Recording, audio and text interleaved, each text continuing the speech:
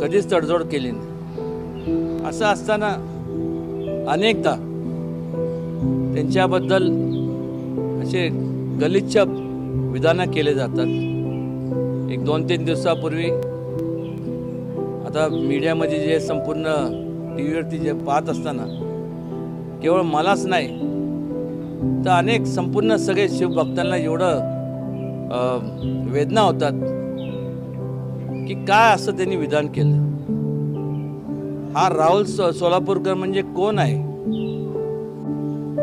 आणि त्यांनी जे विचार त्यांनी जे तो जो म्हणाला लाच, मला वाटते असे लोकांना ज्यांनी लाच घेतात यांना लाच पलीकडे काय समजत नाही। हे असं बोलताना म्हणजे जिभेला हाड नसतं मला माहित आहे, पण लावली जीभ टाळाला आणि काय पण बोलायचं। अशा लोकांच्या जिभा हसडल्याच गेल्या पाहिजे।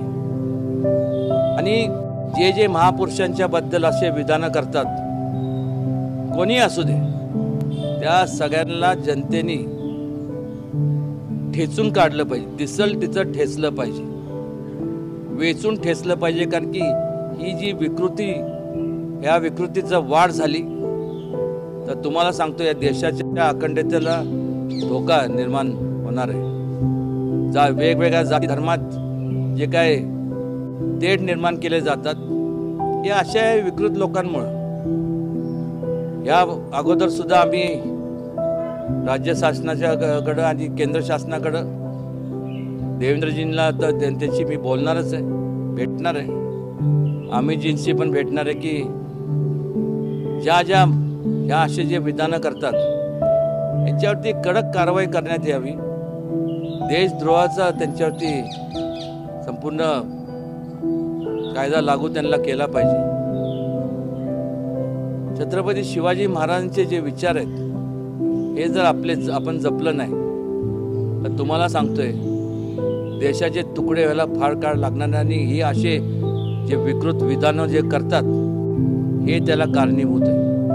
आणि त्यामुळे अशा लोकांना यापुढं त्यांचे चित्रपट कुठले जरी असतील किंवा जे कुठं अभिनय करत असतील त्या ठिकाणी ते हाणून पाडले पाहिजे। जे कोण फिल्म इंडस्ट्री मधले जे काय प्रोड्युसर, डायरेक्टर किंवा जे काय संपूर्ण जे असतील या लोकांनी सुद्धा अशा लोकांना थारा दिला नाही पाहिजे। या लोकांना गाडलं पाहिजे। या लोकांना जर गाडलं नाही तर हा देश, या देशाच्या अखंडतेला चा प्रश्न आहे। आणि जास्तीत जास्त याचा मी कठोर शब्दात निषेध करतो। खरं तर मला